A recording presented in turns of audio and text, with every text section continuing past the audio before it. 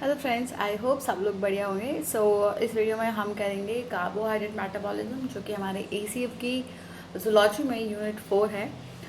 Carbohydrate metabolism में इस video में हम पढ़ेंगे ग्लाइकोलिसिस के बारे में। और ये जो पीडीएफ है वो NIOS का है, और इसी से हम जो है ये हमारा बेस रहेगा। चलो शुरू करते हैं। ग्लाइकोलिसिस, जिसे हम एमडन में हॉफ पाथवे भी कहते हैं। ग्लाइकोलिसिस जो है दो वर्ड से मिलकर बना है, ग्लाइको एंड लाइसिस।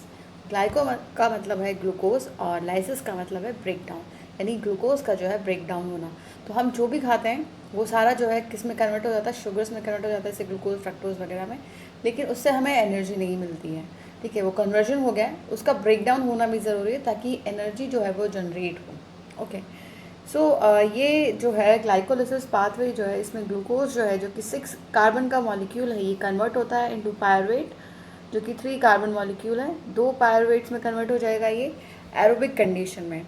ये भी डिपेंड करता है कि ये एरोबिक कंडीशन है या एनारोबिक कंडीशन है। तो 95% जो है हमारे सेल्स में एरोबिक कंडीशंस होती हैं, यानी कि ये किस में चेंज होगा, पायरुवेट में कन्वर्ट होगा ग्लूकोज, और लैक्टेट में कन्वर्ट होता है एनारोबिक कंडीशंस में, और जिसके साथ जो है एनर्जी भी जो है प्रोड्यूस होती है। ओके। अब इसकी साइट क्या है रिएक्शन की, तो जो ये साइटोप्लाज्म है इसमें होता है, यानी ये हर एक सेल में होता है। ओके।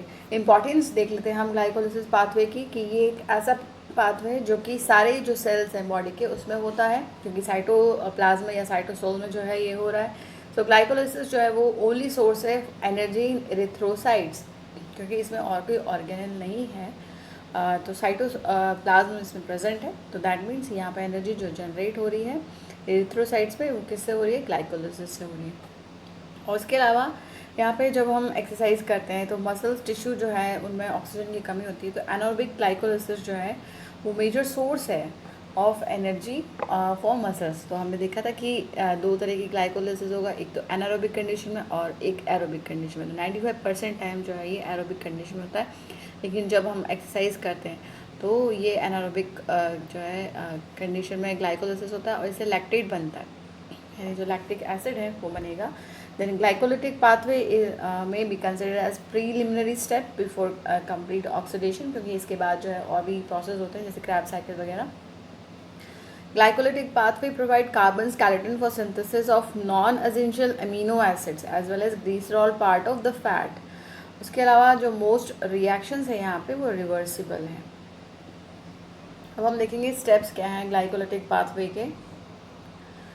ग्लाइकोलिसिस जो है दो फेज़ में होता है, एक जिसमें कि एनर्जी जो है यूटिलाइज हो रही है, और दूसरा फेज़ जिसमें कि ATP जो है वो जनरेट हो रही है, यानी एनर्जी जो है वो जनरेट हो रही है। ओके। सबसे पहला क्या है, सबसे पहले जो ग्लूकोज है वो हेक्सोकाइनेज की प्रेजेंस में, ये एंजाइम याद रखना है हमको, हेक्सोकाइनेज की प्रेजेंस में जो है ग्लूकोज 6 फॉस्फेट में कन्वर्ट हो जाता है।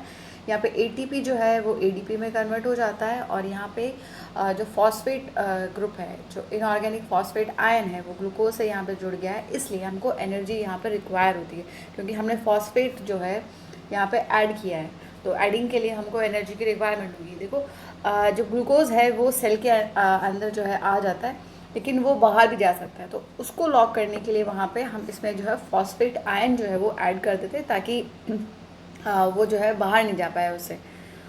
ओके। हेक्सोकाइनेज की प्रेजेंस में ये ग्लूकोज 6 फॉस्फेट में कन्वर्ट हो गया है, फॉस्फोग्लूकोज आइसोमरेज। नेक्स्ट क्या है कि फ्रक्टोज 6 फॉस्फेट जो है वो फ्रक्टोज 1,6 प्लस फॉस्फेट में कन्वर्ट हुआ है।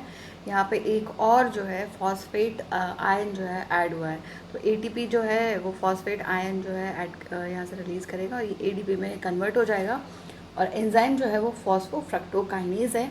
काइनेज जो है ये एंजाइम ये जो है ऐड करता है फॉस्फेट ग्रुप को टू द फ्रक्टोज 1,6 फॉस्फेट। तो यहाँ पे फर्स्ट कार्बन पे जो है फ्रक्टोज के एक फॉस्फेट ग्रुप आ गया, पहले 6 कार्बन पे था, तो तो इसलिए बिस फॉस्फेट हो जाएगा, और ATP यहाँ पे फिर हमने यूटिलाइज़ किया है। ओके। तो हमने एडिशन किया है, इसलिए ATP यूटिलाइज हुआ है, और हमको एंजाइम्स भी जो है वो याद रखना है कि कौन सा एंजाइम जो है।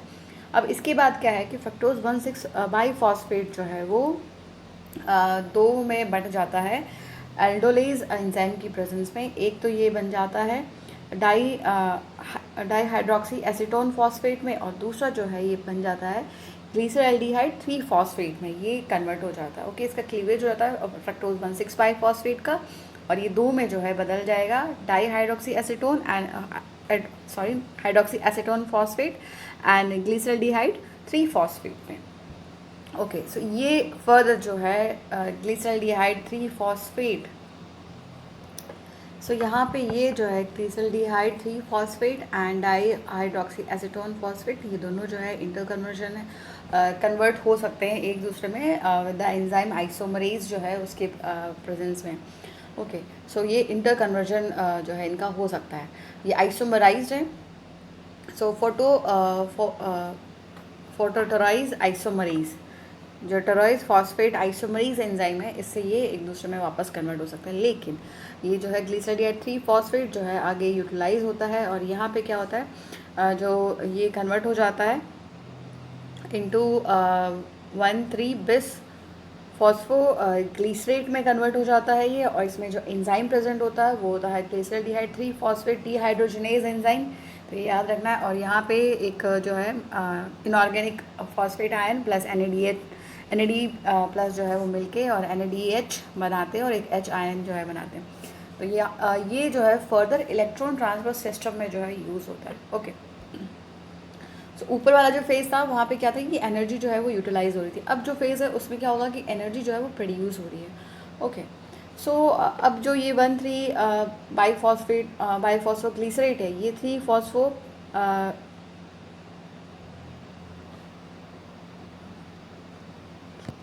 तो ये 1,3 जो है ये कन्वर्ट हो रहा है 3 फॉस्फोग्लिसरेट में।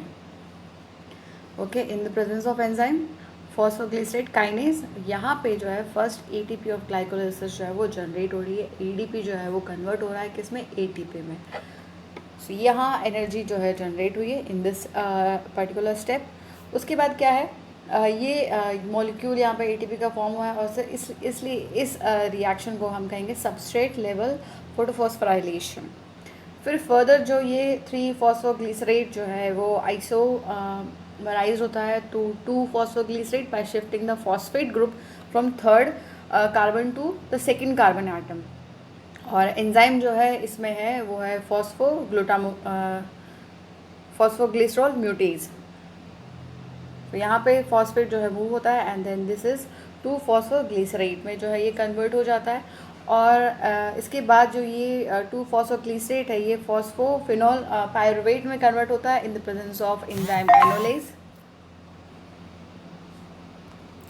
इसके अलावा एक जो है H2O का मॉलिक्यूल भी यहाँ से रिलीज़ हो रहा है, 1 वाटर मॉलिक्यूल रिमूव हो रहा है, और हाई एनर्जी फॉस्फेट बॉन्ड जो है वो प्रोड्यूस हो रहे हैं, और यहाँ पे जो है मैग्नीशियम आयंस भी जो है वो रिक्वायर्ड रहते हैं इन दिस पर्टिकुलर प्रोसेस। तो फॉस्फोइनोल पायरुवेट जो है फिर वो पायरुवेट काइनेज की प्रेजेंस में जो है इसमें पायरुवेट में कन्वर्ट हो जाता है, और फिर फर्दर एक ATP यहाँ पे जनरेट हो रही है, ATP से जो है ATP जनरेट हुई है यहाँ पे, एंड ये स्टेप जो है वो इरिवर्सिबल है। अब एनारोबिक कंडीशन में पायरुवेट जो है वो रिड्यूस हो जाता है to lactate and anaerobic metabolism में, और एरोबिक मेटाबॉलिज्म में जो है यहाँ पे ये जो है एंटर हो जाएगा सिट्रिक एसिड साइकिल में for complete oxidation. So lactate from anaerobic जो है ये वाला जो है वो एंटर होगा इन द कॉरीज साइकिल।